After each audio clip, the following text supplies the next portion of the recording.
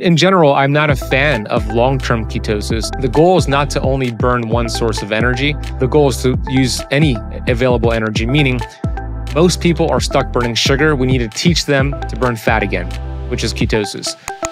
I'm Dr. Esra Çavuşoğlu, and I've been living a sober life for the past 18 years. My battle with addiction drove me to seek new methods, devices, and supplements to improve my physical and mental performance, enhance my quality of life, and ultimately live healthier for longer. From my experiences in addiction recovery, biohacking, and longevity to the latest global developments, from groundbreaking entrepreneurs to expert academics, the conversations I've had over the years are now featured weekly on Soberhead Podcast. Today, I have the pleasure of having the great Ben Azadi as my guest at Soberhead Podcast. Most of you know that I'm very much into ketogenic diet. And finally, I got a chance to interview someone who is expert and dedicated years into it. Ben Azadi is a functional diagnostic nutrition practitioner, best-selling author, and the founder of Keto Kamp, a platform dedicated to educating people about ketogenic diet, fasting, and overall health strategies. He focuses on holistic approach to health, often combining keto diet principles with intermittent fasting and lifestyle changes to promote well-being and disease prevention. Azadi is known for his expertise in helping individuals achieve metabolic flexibility, where the body can efficiently switch between burning carbohydrates and fats for energy. He has written several books on these topics and is a popular speaker and a podcast host in the health and wellness community.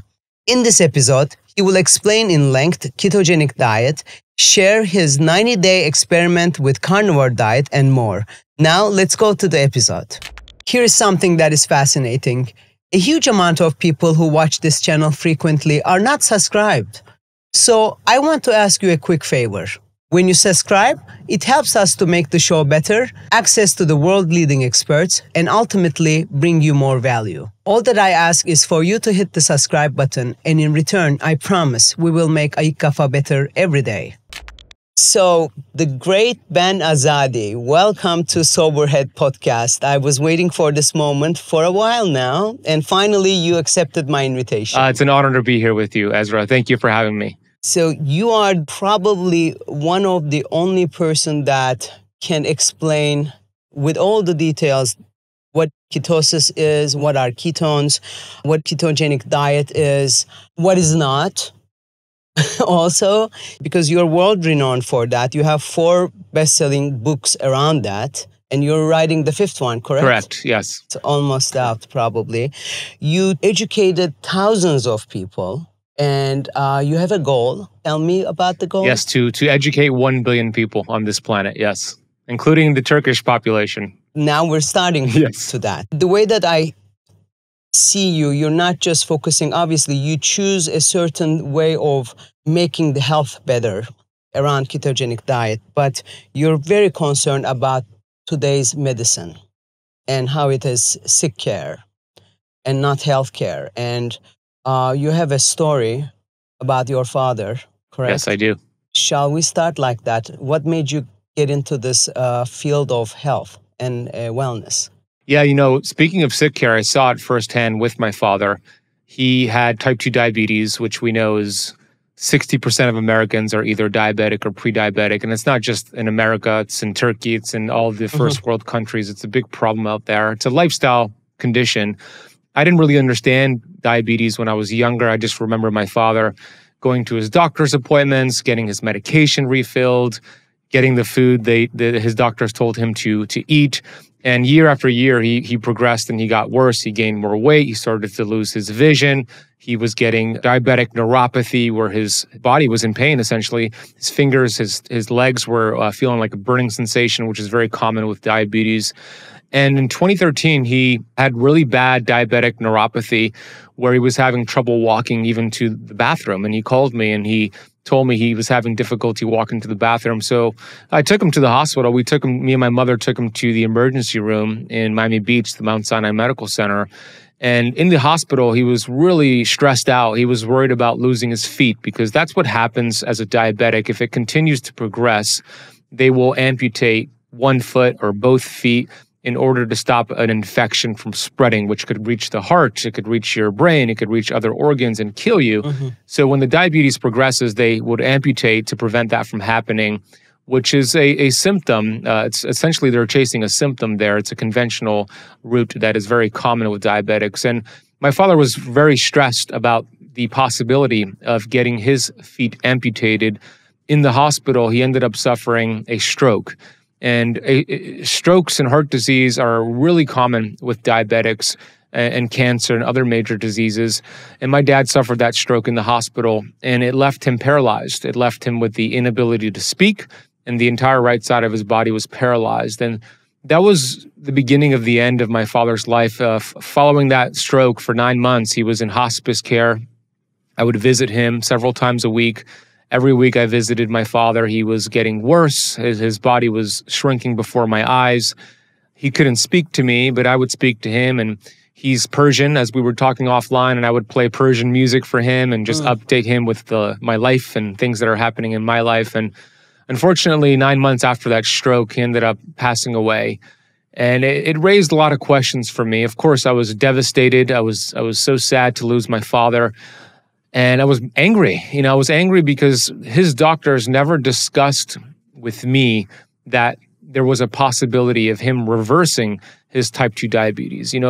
Type 2 diabetes is a lifestyle disease, and conventional medicine treats it with medication. That alone right there is a big mismatch because you cannot reverse a lifestyle disease with medication. You could only mask some of the symptoms by taking blood sugar reducing meds and amputating the feet and all the things they do with diabetics. And I was angry, and I looked online, I looked at the literature, and I started working with clients all across the world who had type 2 diabetes and insulin resistance. And we started to reverse their type 2 diabetes and insulin resistance, and pretty easily started to reverse it. Some people in weeks, months, and in rare cases, it took over a year. But we discovered that type 2 diabetes is a reversible condition as long as you change your lifestyle. And unfortunately, with conventional medicine, it's not viewed this way because there's no money in teaching a patient to eat better and practice ketosis and fast and do all the biohacks that you talk about. There's money in medication. There's money in this subscription model called Big Pharma. So that is a burning desire for me to educate people and help the world understand that your body was built to heal itself. There's no doctor, supplement, pill, surgery that could replace the healing capabilities that God has already placed within the body. And were you practicing back then a keto lifestyle, ketogenic diet, or fasting? Why did you pick a ketogenic diet? So I went through my own health transformation even before my dad got sick. In 2008, I was obese. I weighed 250 pounds. I was physically obese, but also mentally obese, depressed, suicidal. 23 years old, my whole body was inflamed, and I went through this incredible transformation. I started to move my body and eat real food, and I lost 80 pounds in 9 months. I went from 34% body fat to as low as 6% body fat, and completely transformed my physical and also my mental health. That's what got me into the health space. Now, I didn't do it with keto or fasting. I didn't know about it back then. I explored different diets, and there's so many different diets out there. There's the vegan diet, the paleo diet, and I tried them all. They all got me to a certain point. In 2013, 2014, around the same time that my dad got sick is when I started to research keto and fasting. And I started to use it and apply it to myself. And I started to get really great results with it. Then I started to apply it to clients, and I owned a gym back then in Miami, and I would apply it to my gym members as well. So I really fell in love with ketosis and fasting. It was in 2013, towards the end of 2013, right around the time my dad passed away, that I got into ketosis and started to explore it and apply it. And I've been using it ever since. That's about 10 years ago or so. I've learned a lot about ketosis and fasting, made a lot of mistakes about it. And we'll talk about some of those mistakes and how to actually do it the right way. Why ketosis is so important? Because it seems like, nowadays they speak about that ketones are feeding the brain, even the heart. It's like a good source of fuel. But why and how? What we see essentially in the world is that people are in a keto deficiency. They've forgotten how to burn fat. And most people listening to this have heard of the keto diet. It's very popular. Sure. And you know that I have a different view on keto. It's not necessarily or technically a diet. It's a metabolic process. Every human is designed to use this metabolic process called ketosis. All of our ancestors use this process. There's nothing new about keto. It's just new to some people or nuanced. There's different ways to do it. And when a baby, for example, is born into this world and breastfed, the baby's in ketosis. The baby needs those ketones, as you mentioned, to fuel the brain, which is very important during this time of life, that neurological development, the brain development of that baby. And the baby's naturally burning fat and using ketones for the development of its brain. And what happens is the baby starts to get weaned off of breast milk. This is what happened to me. And then we start eating a high carbohydrate diet. And even worse, a processed high carbohydrate diet. And we're snacking, we're eating every few hours. And now we've taught this body, this metabolism that's designed to burn fat and use ketones. And we teach it to burn sugar and only sugar. And 93% of Americans are stuck burning sugar. They're in a keto deficiency. And there is a very easy way to get into ketosis. You simply have to lower one hormone, insulin. When you lower this hormone, insulin, which is a fat storage hormone, then your body makes a metabolic switch to storing your body fat for energy. Once you start burning body fat for energy, then your body produces ketones. And as you mentioned, it fuels all of your cells, your brain cells, your heart cells. It fuels your body. And it's a much more powerful source of energy, or I should say fuel, than sugar. Your body is producing 400% more energy when it's using ketones versus sugar. So you have more energy. It raises your metabolism, so you burn more fat. You feel good. Unfortunately, we have forgotten this process. A lot of people are stuck burning sugar. That will result in metabolic syndrome. So basically, ketosis is burning fat. Yep. Ketones are a byproduct of burning fat. Correct. Mm-hmm. You said that you don't call it a diet, which everybody knows as a diet. And let's then talk about a bit your style of getting into ketosis, because you have a different mindset. You're not using always fat. Mm-hmm. You're switching to more protein. First explain, and then tell why are you designing it that way? Yeah, and that's a great question. So the overall goal, especially in the beginning, is to lower insulin. So when we look at the three macronutrients, we have protein, we have carbohydrates, and we have fat. Those are the three macronutrients that we all eat. When we see the blood insulin response from those three macronutrients, it's carbohydrates that spike sugar and then insulin more than protein and fat, way more than protein and fat. Carbs will spike insulin very high, especially processed carbs even higher. Protein has a very moderate spike in insulin, not much. Fat doesn't move insulin at all. So the first step is to gradually eat less carbohydrates. The goal is to get your total carbohydrates under 50 grams total per day, coming from non-starchy carbs, which are green leafy vegetables and low glycemic fruits like berries. And then focusing on fat only in the beginning as you're making that switch. And the reason why we focus on fat is because we want to teach the metabolism as we lower our carbs and lower our blood sugar and insulin, there's another fuel source, which is fat. So we do the 2-2-2 rule, which is a simple rule you do for 7 days in the beginning to increase your healthy fat while you lower your carbohydrates to make that metabolic switch to fat burning and then producing ketones. So the 2-2-2 rule is 2 tablespoons of either olive oil or avocado oil, 2 tablespoons of coconut oil or MCT oil, and then 2 tablespoons of butter or ghee. You're having that throughout the day with your meals for those first 7 days as you lower the carbs.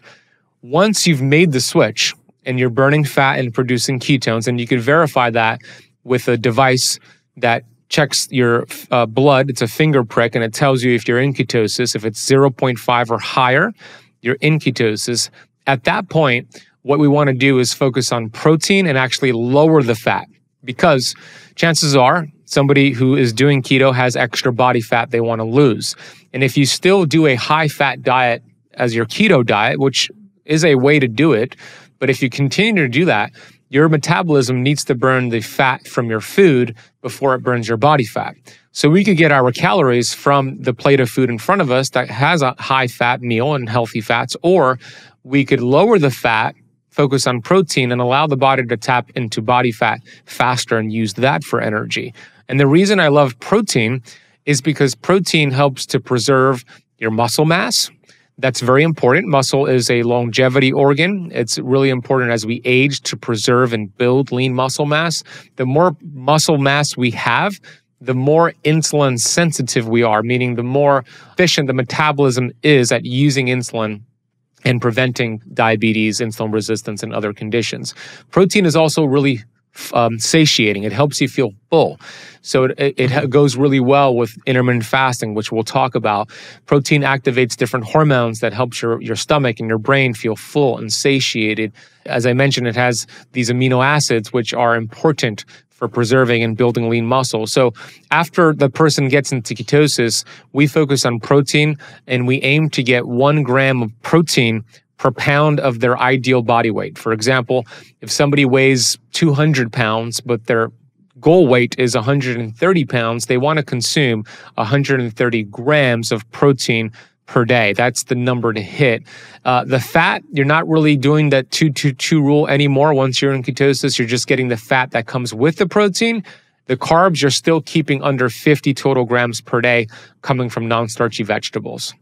But I was thinking when you were saying the 2-2-2 rule is like the olive oil or avocado oil, you said, MCT oil or coconut oil.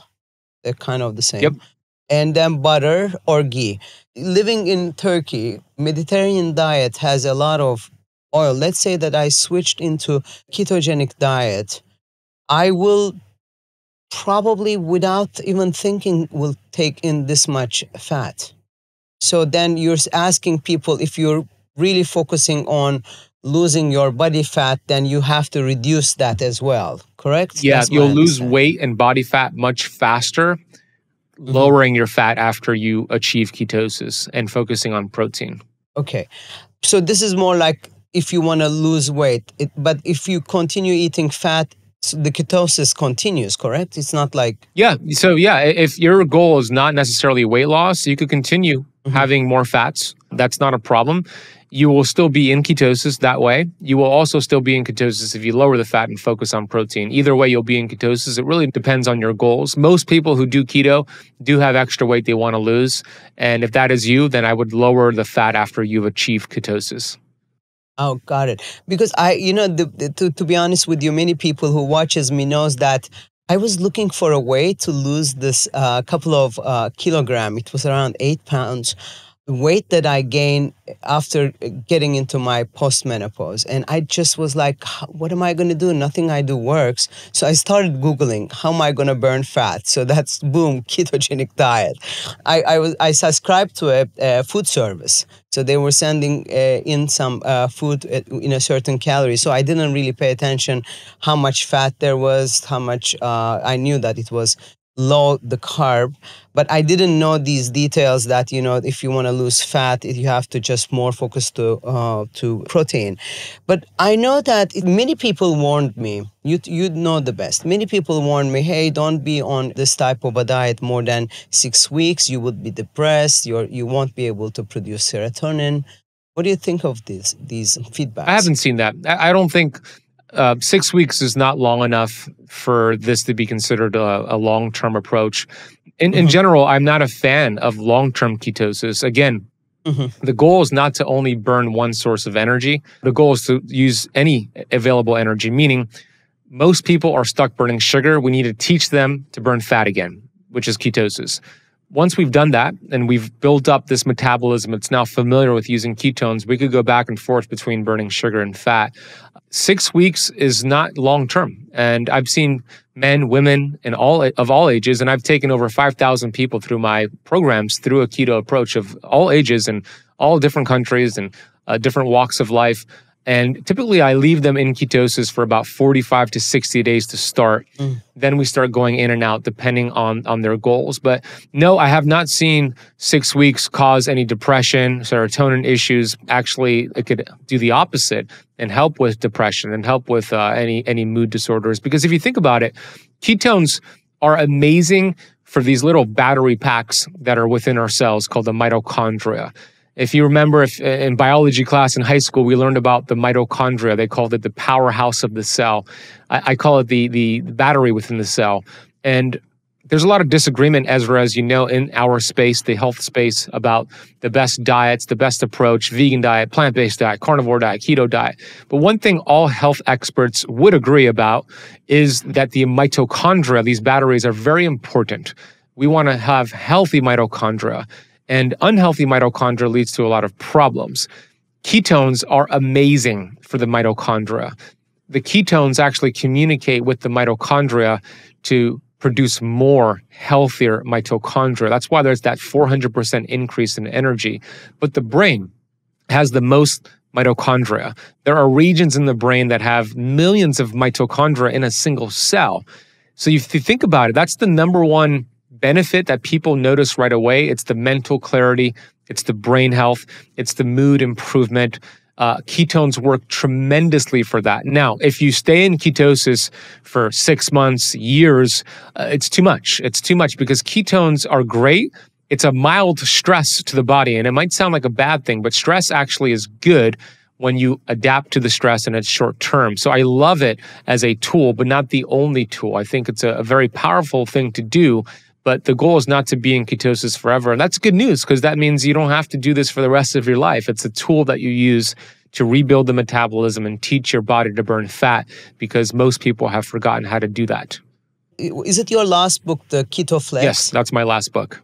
Yeah. Okay. So let's talk about Keto Flex because I guess that's where you're guiding people to be in and out of ketosis. Correct. First of all, you said how long? You said after six months? No, about 45 to 60 days of being in ketosis, and then we start flexing.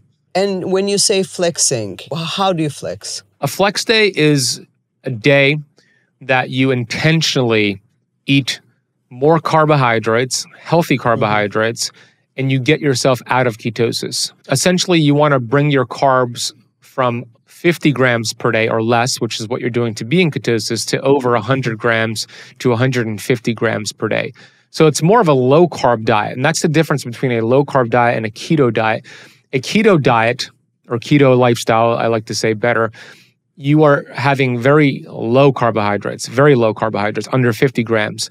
But a low-carbohydrate diet, it's still low compared to the average person who eats over 300 grams of carbs, but it's not low enough to be in ketosis.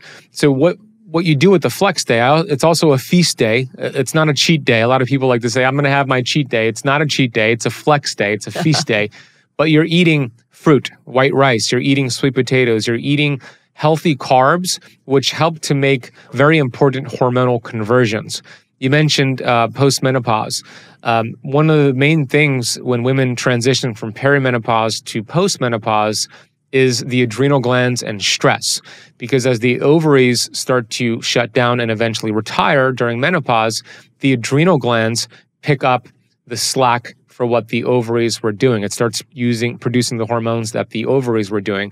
And if you're overly stressed, then it has a tough time doing that, and ketosis for too long could be problematic. But with a flex day, healthy carbs could buffer that stress, give some support to your hormones, and allow your body to adapt very nicely.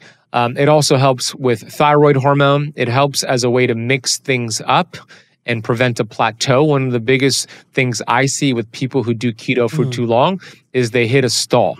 They lost 20 pounds the first, let's say, 6 weeks or 8 weeks, and they've stalled because losing weight is anti-survival. In order to achieve continued weight loss, to get to that goal weight that you want to get to, you have to mix things up.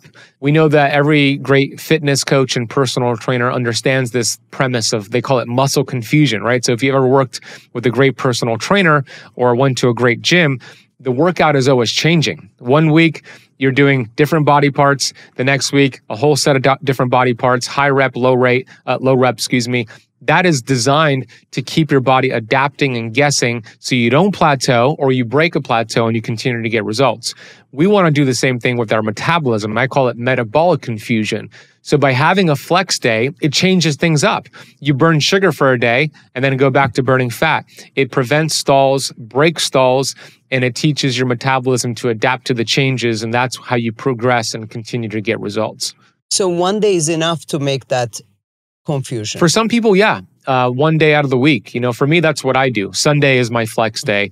I have actually more than 100 and 150 grams of carbs on that day, but I've done so much work for my metabolism. But yeah, Sunday is the day that I choose my flex day. Some people choose 2 flex days a week. There's different ways to do it. But in general, yeah, one day a week is going to work for a lot of people. And then when you go back to keto, does it pick up right away? Yeah, if you've done it the right way, yeah, you should be right back into ketosis within 24 hours. So for example, today's Tuesday. We're recording this on a Tuesday. 2 days ago, which was Sunday, was my flex day. And I had a lot of healthy carbs. I probably had around 300 grams of healthy carbs. But by Monday afternoon, I was back in ketosis, right? So that's a sign of a healthy metabolism that is metabolically flexible, or in other words, the new book that I'm writing, Metabolically Free. That is the goal. The goal is to burn sugar for a day and go right back into ketosis. That means you've done the work to improve your metabolism to be able to do this, yes. But now that you told me that you only want people to use high fat just for a week, and we still call it a keto diet, which your keto lifestyle, let's say. So wouldn't people misunderstand if you go out and say, hey, I'm eating keto style, then they would think that you're eating high fat? Most people would think that. Yeah, if you tell people you're doing keto, most people think it's high fat. And that could be accurate. You could do keto with a high fat diet, but keto is not necessarily a high fat diet. What keto does have in common, because there's different ways to achieve ketosis, every method has this in common. It's a very low carbohydrate diet. So as long as you get your carbs under 50 grams per day coming from non-starchy carbs, you will achieve ketosis. So you could get there with a high-fat diet, you could get there with a high-protein, lower-fat diet, moderate-fat diet, or you can get there just fasting. There's different ways to get there. You go on stage saying a wonderful sentence. I love it. I took a note here. Yeah. The quote is, human beings are the only species smart enough to create their own food and dumb enough to actually eat it. That's it, yeah. Why do you say that? Well, because if you look at all the food out there, it's what I call Franken food. It's fake food. It's food-like substances. Just look at the ingredient list of most of the foods in the grocery store, and I'm sure you see it in Turkey too. A lot of processed ingredients that you can't even pronounce. It was made in a lab. It was made by man. There's chemicals in there. It's fake food.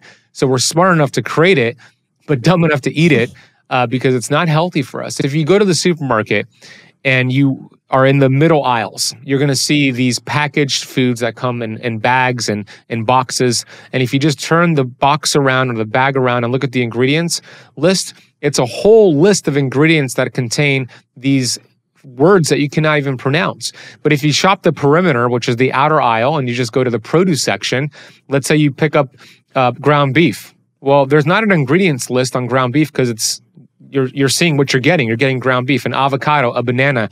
There's no ingredient list because you're seeing what you get. So that's what I mean by that. These foods are really addictive. They taste really good, and we eat them over and over and over again, but they're not good for us. They're very unhealthy, and they're linked to chronic disease. You also are concerned about dirty keto. Yes, correct. A lot of people who do keto and they tell me, Esra, they're like, I did keto and I didn't get any results. I actually felt worse. Most of the time they did dirty keto, because just because a food is keto friendly doesn't mean it's healthy. There's a difference between a healthy keto food and an unhealthy keto food. For example, the fats that you eat on keto are very important. There's a whole list of bad fats, inflammatory fats that are all keto friendly, but highly inflammatory, arguably worse than sugar and worse than smoking cigarettes. I remember when I interviewed Dr. Kate Shanahan, who wrote the book Dark Calories. She's a New York Times bestselling author, and she was a nutritionist for the Los Angeles Lakers, which is a basketball team here in the United States. I asked her the question. I said, Dr. Kate, which scenario will lead to disease faster? Smoking cigarettes every day, eating processed sugar every day, or eating these bad fats every day? And she said, easy question, it's the bad fats. And the reason why is because these fats are damaged fats. They process these fats with chemical agents in high heat temperatures, and it turns this fat into a rancid fat, a bad fat, and it stays in our body for a very long time. These are called vegetable oils, also called seed oils. The half-life of these bad fats in our body is about 2 years, meaning if we stopped eating them today, about 2 years later, half of them will still be in our body creating inflammation. So including like flaxseed oil and everything? When we say seed oils? No, so it's eight fats. I'll list them for your audience. Flaxseed oil is a seed oil. And I'm glad you brought that up, because just because a fat is a seed oil doesn't mean it's unhealthy. It's the processed seed oils that make them unhealthy. So the list of the bad ones are going to be canola oil, cottonseed oil, corn oil, soybean oil, safflower oil, sunflower oil, rice bran oil, and grapeseed oil. Those 8 oils, those 8 fats, they're in a lot of keto foods. They're also in foods that are not keto, but they are the bad fats because they are processed at high temperatures and they use chemicals on them. Flaxseed oil, if it's an organic, cold-pressed flaxseed oil that you use as like a salad dressing that you're not heating, is fine. It can actually be really healthy for you. But it's the other ones that I listed that are usually processed. It's the processing of them that makes them really bad. They're called polyunsaturated fats. Instead, we want saturated fats and monounsaturated fats. So that list I gave you earlier, that 2-2-2 rule, has the healthy fats, right? Avocado oil, olive oil, coconut oil, MCT oil, butter, ghee, even duck fat and beef tallow are great fats to cook with and use on salad dressings and dips. These are more stable fats. So that is dirty keto, the previous items I spoke about. We want to do clean keto where we have quality fats. That's really important if you're doing keto and even if you're not doing keto. Obviously, in America, it's very much spoken about grass-fed, grass-finished beef. Over here, I'm having a hard time to locate them. I mean, definitely we don't have in supermarkets. And when I go to a butcher, like they're like, oh, our beef is super tender because, you know, we're feeding them in cages, whatever. I'm like, no, that's absolutely not what I want. I would be able to find grass-fed, but grass-finished, that's where I'm stuck. But I do know that all these bad oils, bad fat, bad antibiotics and everything might be still in them. And probably it's going to raise the glucose because Dr. Stephen Gundry is more concerned about that. And he goes like, the reason I say do not eat red meat, it's not because I don't like red meat. It's because if you're not eating grass-fed, grass-finished, the things that are in that animal is not going to help you health-wise. That is correct. Yeah, the goal, if you could find it, is to get grass-fed, grass-finished. I mean, grass-fed and grain-finished is still better than just full grain, but it is true. A lot of these cows have been pumped full of antibiotics. They've been given corn and soy. As you mentioned, at high amounts of those bad fats are in the cows. We eat them. It could increase our inflammation and raise blood sugar levels. Lamb is a safe choice because lamb is always grass-fed. So if you could find lamb, that's a good option. Yeah, lamb. Yeah, because they're not able to put them in a closed, captured place. They're always grass-fed. Always the better choice, the safest choice. So let's give some samples to the audience about what foods are keto-friendly and then keto-safe. What does it look like a keto type of a day? Since you said that I don't call keto as a diet, so I keep like the minute I say keto, let me not call it a diet, and I'm getting stuck with the word of keto only. So that's why I sound a bit hesitant when I say the word. No worries at all. Yeah, beef and lamb. I mean, red meat. So cow, beef, and lamb are a great choice. Eggs are a great keto meal. Avocados, poultry like chicken and turkey. Green leafy vegetables, arugula, broccoli, cauliflower, Brussels sprouts. These are all great. Put olive oil on it. You have nuts and seeds. Some of my favorite nuts and seeds include pecans or pecans, depending on how you say it, macadamia nuts, pumpkin seeds, pistachios. Those are all good for you as well. That would kind of be what a day would look like. You could mix and match with any of those foods. You could get away with a little bit of some fruit and still be in ketosis, depending on how healthy your metabolism is. Some people could get away with some like blueberries or raspberries, depending on how much you eat. So that could be okay for most people in ketosis as well. And you could start by having 3 meals a day, to answer your question. You could have breakfast, lunch, and dinner. And let's unpack what that would look like. So breakfast would be, let's say, eggs and turkey bacon with half an avocado, cooked in any of those healthy oils that I mentioned, butter, ghee. Lunch could be a big arugula salad with a piece of, like, I didn't mention this, but fish is great too, like salmon. You could have salmon. The smaller the fish, the better. It has less toxins. So let's say some arugula with a piece of salmon, or Brussels sprouts with butter on top with a piece of salmon, or a piece of salmon with cauliflower. All is great. And then dinner, you could have the piece of lamb with cauliflower, or with Brussels sprouts, or with broccoli. So that would kind of be what a day would look like of eating 3 meals a day of a keto approach. I watched a podcast that you were doing, and I spoke about that to my producer. He's there. Let's list the items that will break or not break the fast. Ketosis or a fast? First, the ketosis. That's a good call. But then let's just switch to the fast thing. So what will break ketosis, you're saying? I didn't know how much carbohydrates actually in these nuts. Yeah, it adds up. In these vegetables. And, I couldn't get into ketosis, and I keep measuring myself, and I'm like, I'm doing everything right. Then I realized at nights, I was just like, keep eating these nuts like almonds or pistachios or cashews, and I'm like, that's the reason. A lot of people do that. Yeah, a lot of people do that. If your total carbs go over 50 grams per day, and it's easy to do that, as you saw, then for most people, it'll raise glucose enough to bump you out of ketosis. So, having white rice is a no-no on keto. Any beans, lentils, chickpeas, legumes like peanuts, not a good idea if you want to be in ketosis. No potatoes on ketosis as well. That'll raise glucose enough to kick you out of ketosis.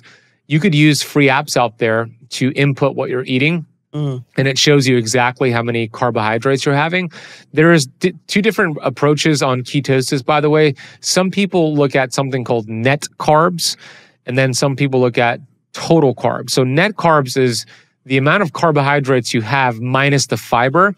There's a net, right? So for example, if like blueberries has 16 grams of carbs and like half a cup of blueberries, but let's say it has 8 grams of fiber, then you would subtract that and you would say it has 8 net grams of carbs, because it's the 16 grams of carbs minus the 8 grams of fiber. You say 8 grams of carbs, of net carbs, excuse me. And some people do it that way. I don't like that approach because there's a lot of wiggle room there. I like a total carbs. It keeps it transparent.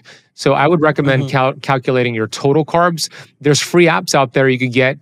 Chronometer is one that I use. There's MyFitnessPal. You just put it into the app and it shows you exactly how many total carbs you have.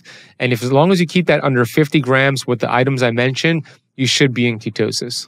So let's now jump into fasting, because we analyze fasting with Mindy Peltz a lot when she was here.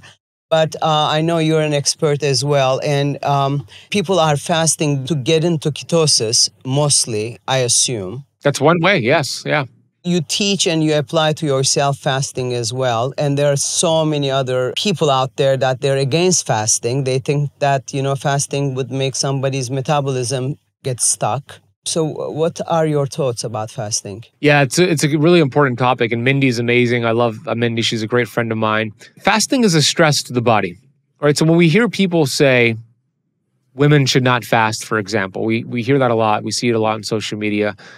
That's like saying women should not exercise because it's a stress to the body. But is it the exercise or is it the excessive exercise that's bad for women or bad for all humans in general. It's the excessive stress, right?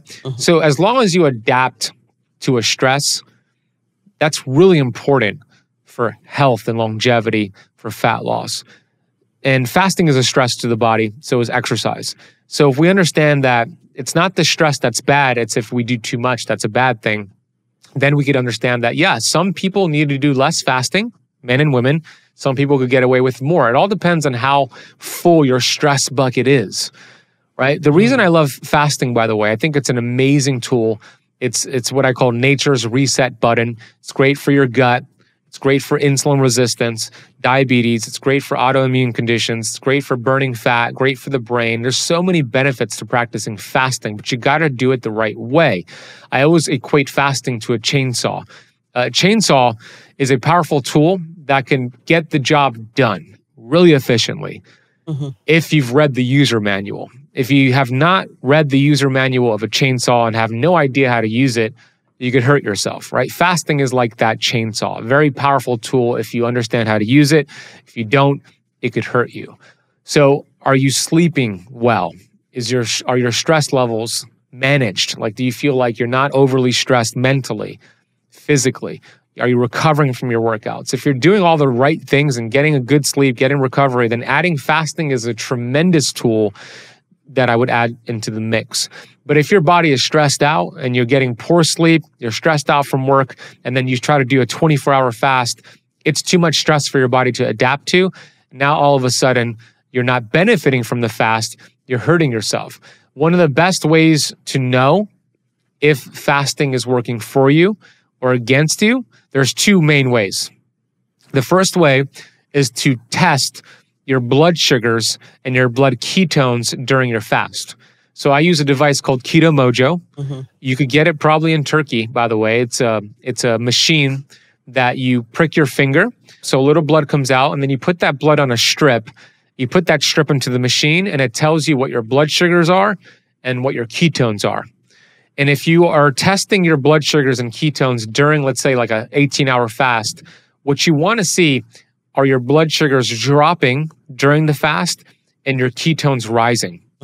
If you see that trend, you're adapting to the stress of fasting very well. You're getting all the benefits. You're getting autophagy, which is cellular cleanup. Great sign. If you see the opposite trend, where ketones are not there, or they're dropping and glucose is rising, it's too much of a stress for your body. You're not adapting to it. You have to shorten your fasting window, work on your stress, on your sleep, and kind of go back at it and test again. That's one metric. There's another metric, but I'll see if you have a question on that part. No, that was such a great way to explain it, actually. I didn't think that was so easy to be able to understand if you're stressed or not, or if it's working for you or not. The second metric is heart rate variability. Do you track that at all, Esra? Is that an Oura ring you have? Yeah. So you have an Oura ring like me. And there's different ways to track it. Oura ring is one way, but heart rate variability is another marker. I love tracking heart rate variability. It's not looking at your heart rate. This is different. What heart rate variability is doing, it's looking at your nervous system. It's arguably the best metric to assess how healthy your nervous system is. And your nervous system plays a big role with stress. We have two parts of the nervous system.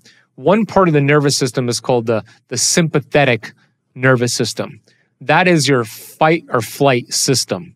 When you're in a sympathetic nervous system state, your body's producing the stress hormone cortisol. You are pumped full of energy. It's designed for you to deal with like a lion or a tiger, a threat. But you don't want to stay there. You want to balance that out by getting into what's called the parasympathetic nervous system. That's the other side of your nervous system that is more rest, digest, detoxification, recovery. When your heart rate variability is very low, you're stuck in a sympathetic stressed state, and you should probably not practice fasting right now. When your heart rate variability is increasing, you're getting a good balance of rest and digest and fight or flight, where you could implement intermittent fasting. Now, everybody has a different heart rate variability. It's very different depending on the person. So if you're tracking it, I would track it for 7 days and then get your average. Let's say the average is 33. Because mine looks horrible. What's your average, Ezra? Bad, like 20. Okay, 20, right? And everybody's different. But let's say 20 is the average, right? So we want to work on increasing that. If we start to increase, if we start to see that HRV now for you, Ezra, 27, 34, 42, we see it trending up, that's a good time to start to implement different fasting schedules and strategies because your body is adapting to stress very well. If we see it stuck at that level or lower, like in the teens, 17, 15, not a good idea to practice fasting right now. Your body's too much in the sympathetic state. We need to work on more parasympathetic exercises like breath work, gratitude, sleep, meditation. I mean, whatever it is, watching funny movies. Oxytocin is the number one hormone that helps you raise heart rate variability. Oxytocin is called the love hormone, the gratitude hormone, and you could get oxytocin by watching funny movies, doing things that you enjoy, hobbies, getting good sleep, hugging somebody for 10 seconds, playing with your pet, going outside in nature. So that's where you want to do more of that and less fasting. Maybe just have 3 meals a day, no snacking until you see the HRV increase. Then you implement the fasting and then your body will adapt to it much better. I think the one worry that people have about people who are against fasting, that people would lose their muscle because they won't be able to put in enough protein. That could be true if you do too much fasting and you don't get enough protein. A lot of people who do like the OMAD, the 1 meal a day, that will happen to them. That's why I'm not a big fan of OMAD every single day, 1 meal a day every single day. But no, if you're getting, let's say you're doing like an 18-6 fasting schedule, which is a good schedule for most people, meaning for 18 hours out of a 24-hour period, you're fasted. What can you have during a fast? Water, coffee, tea, supplements, no food, no snacks for 18 hours. Then you have 6 hours where you eat your meals. Let's say it's 2 meals in that window. You want to aim to get at least 40 grams of protein at each of those meals, because that stimulates muscle protein synthesis, where you don't lose muscle, you preserve it and you build it back up. And one of the other things that happens during a fast, your body raises human growth hormone, which also preserves lean muscle mass. But if you only have 1 meal and you don't get enough protein and you do that every single day, you will lose some muscle. Your metabolism will slow down and it will be problematic. So your statement is correct if you do that too much. But if you balance out your fasting with feasting, especially getting the 40 grams of protein at least 2 meals per day, you're going to preserve and you can actually build lean muscle mass. So let's go back to my previous question that I mixed it up. So what will break the fast and what won't? So my definition of... Obviously without food.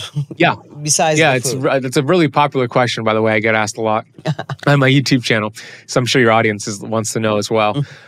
My definition of breaking a fast is when you lose the autophagy benefit. Autophagy is the main benefit of fasting. Autophagy is essentially the cellular cleanup. And I give it an analogy that makes autophagy make sense. So the analogy is this. Autophagy is kind of like our refrigerator. We open up our refrigerator in our kitchen and we see groceries. Every grocery inside of your refrigerator has an expiration date. Imagine if you let all of the groceries inside of your refrigerator expire, but you don't throw away the groceries that are expired. You kind of just shove them towards the back of the fridge, buy new groceries, put them in front of the expired groceries and close the refrigerator door. You come back a week later and open up that door. It's going to be nasty. It's going to be a really toxic environment, right? Yeah. Well, the human body is like that refrigerator. We have cells, proteins, mitochondria that all have expiration dates on them. Autophagy is the process of getting rid of these expired cells. It's like Pac-Man. Remember the video game Pac-Man? Yeah, sure. Going through your cells, cleaning out all the junk. Really important. You get that through fasting. You get it through caloric restriction. You get it through exercise. What breaks autophagy is a rise in glucose. So anything that raises glucose, this is the answer to your question, anything that raises your blood sugars will break your fast. You start to lose the autophagy. So coffee, for example, I mentioned it was safe during a fast, but that's not always the case. For some people, they will see a rise in blood sugar from drinking coffee. The only way to know is to test right before you have the coffee, 45 minutes after, and if you see your blood sugars go up 5 points or higher, sorry to say it's breaking your fast. So it's not just calories. So it's anything rising your blood sugar. Correct. Yep. Ah. Yep. Correct. So some people, coffee is safe. For me, it's safe. For some people, there's a response there. You would have to test to know for sure if that's breaking your fast. So that's why I love testing blood sugars. That's why I love that machine, the Keto Mojo. You could also wear like a continuous glucose monitor that you put on you, and you have one right there. Yeah, I love it. You're on top of it, right? Because that shows you in real time what's happening to your blood sugar level. So that's anything that raises your blood sugar breaks a fast. What is safe when you're fasting to eat or drink? Because Mindy Pell says that, I have her new book. She did put in there some snacks that is cheating snacks, fast cheat snacks. It seems like there's a way of nibbling on some things. Fat. Yeah, fat doesn't break up because fat doesn't raise blood sugar. As I mentioned earlier, with the 3 macronutrients, fat doesn't move glucose and insulin. Anything that's fat, right? So a fat bomb, shot of olive oil, coconut oil. And arguably, you could keep your protein. You could even have a little protein. And as long as it's like less than 20 grams for the entire day, it shouldn't raise your blood sugars as well, keep you in a fasted state. Mindy talks about that. I think she calls them fasting snacks. So it would be a really high fat snack with really low protein, no carbs. That is something you can nibble on. But just keep in mind, if your goal is fat loss, that's not the best option because, as I mentioned earlier, your metabolism needs to burn the calories in that fasted snack, before it goes back to body fat.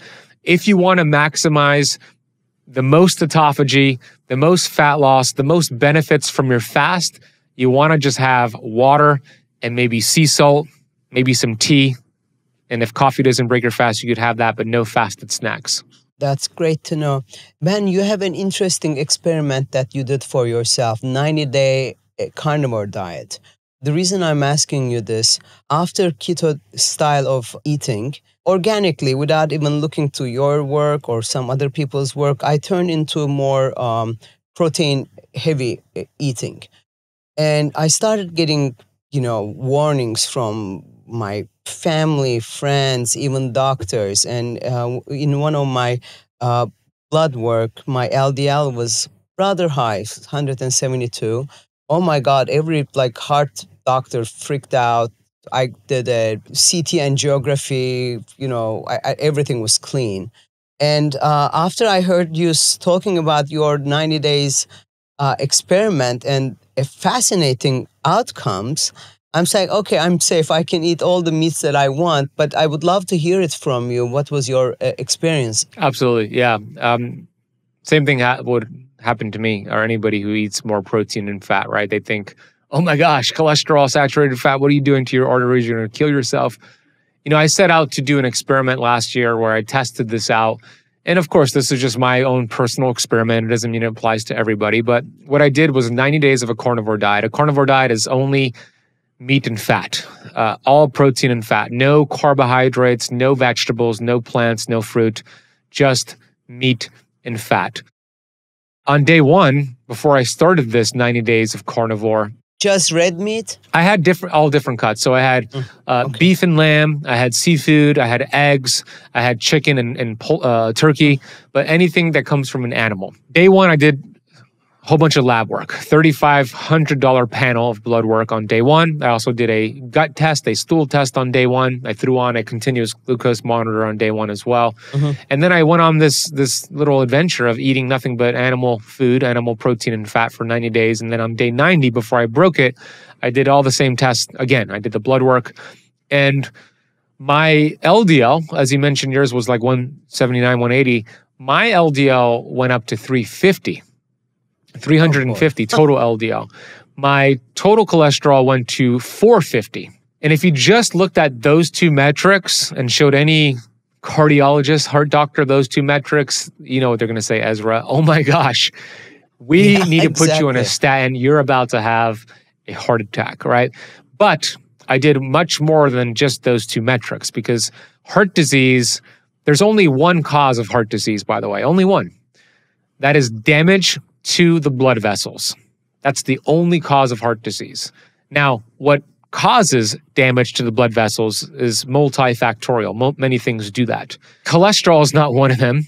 And LDL, just looking at total LDL doesn't give you the full picture either. So I was very smart. And what I did was my LDL particles, because there's two types of LDL. There is the pattern A, which is called the large and fluffy particles, which is very healthy for your body and longevity and your immune system. And then pattern B, so think of B bad, which is small sticky particles, which are dangerous when they're high. They could get lodged into your arteries, cause damage to your blood vessels. So I got my particle sizes done. And even though my total LDL was very, very high, the majority, 90% plus of my LDL was the pattern A, healthy, large and fluffy particles. And a very small percentage, optimal percentage, was the pattern B, small and sticky. Okay, that's one thing. The other thing I looked at was my HDL, which is high density lipoprotein. It's a type of lipoprotein. People call it a good cholesterol, and it is good. It's protective. It helps to clear. It's like the janitorial system for your arteries. It cleans things out. My HDL was already healthy on day 1 and got even better on day 90, so that was optimal. I looked at triglycerides, which are a byproduct, not a byproduct, but the more triglycerides you have, the more essential, the more body fat you have. And my triglycerides were low on day 1 and low on day 90. They were optimal, which is good. I also looked at all my inflammatory markers, and they were good on day 1 and even better on day 90. I looked at my insulin and blood sugar levels. They were good on day 1 and even better on day 90.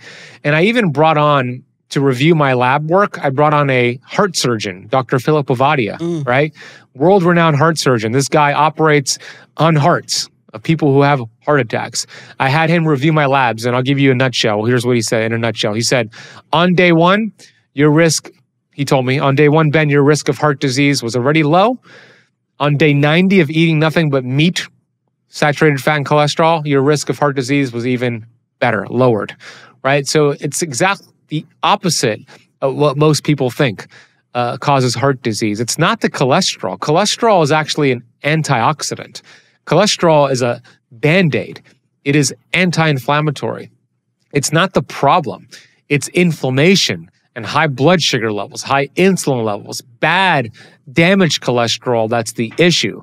So I encourage your audience to do a full panel of those lipids, the cholesterol, like I did. Look at your inflammatory markers like C-reactive protein and homocysteine. Look at fasting insulin, which I think is one of the most important tests to do to see how healthy your metabolism is. You want to see that in the single digits. Look at the full picture. And I put the entire video with all my lab work, and I shared all of it on my YouTube channel. If your audience wants to check out, you just type in Ben Azadi carnivore. It's the first video that pops up on YouTube. What about your gut bacteria? Because, obviously you didn't eat any fiber. Yeah, exactly. Based on what I heard. That was actually the most interesting thing, was the gut test, because when I did the gut test on day 1, which was a stool sample, very accurate gut test, I got the results back 3 weeks into my carnivore experiment. And the results show that the diversity of my gut, the more diversity in your gut, the better. It extends your life, you're healthier. And my diversity, when I tested on day 1, was average. It wasn't amazing, it wasn't bad, it was average. And the report said, in order to increase my diversity, I needed to eat more fiber, do less keto. This is exactly what it said on the report. Less keto, less red meat, more plants, fiber, polyphenols. What did I do, Ezra? The complete opposite, right? I just ate meat and saturated fat and cholesterol. So you would think that when I would retest on day 90, things would look worse. My diversity would have gotten worse. My gut bacteria would have gotten worse, but the opposite happened. My diversity improved. The day 90 test showed I had 5 of these keystone bacteria that are very, very important bacteria that showed up on day 90 that was not there on day 1. And 7 of core bacteria that showed up on day 90 that was not there on day 1, doing the complete opposite. I didn't eat any fiber. I didn't eat any plants. I ate nothing but meat and saturated fat and cholesterol for 90 days. So it's not what you think. Sometimes it could be the complete opposite. I love everything that you said. We have a doctor in Turkey that she's very much blacklisted by everyone, but she was the first person, she's like 80 years old, and she was the first person who came out, cholesterol is not a bad thing. You need to eat more butter, red meat, and all the other doctors, like people even sued her based on what I know, because she was leading people in the wrong way. Wow. After she watches this episode, probably she's going to, oh, you see, there's other people thinking like me. Ben, everything was wonderful. Thank you so much for all this information. That was a wonderful guide to my audience. And you were kind enough to tell short synapses of everything, because you have so much knowledge about all of these. Where can people find you? Because you teach people, you have courses, you have PDF, recipe list. Yes. Yeah, my website has all of that. First of all, thank you for having me on your podcast. It was an honor. I'm glad we did this. Great interview, great questions.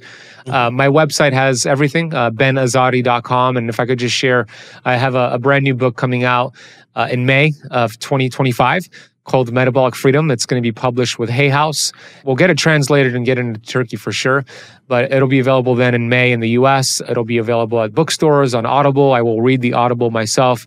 It's all about the metabolism. It's split into two parts, where the first part talks about all the problems. Second part, it's about the solution. And then it's all wrapped together with a 30-day protocol to burn fat, lose up to 20 pounds in 30 days with that protocol. It has recipes in it. So it's called Metabolic Freedom. You can learn more about that, my programs, my free guides over at my website, which is benazadi.com. We're going to add everything in the show notes. Thank you so much. Thank you, Esra.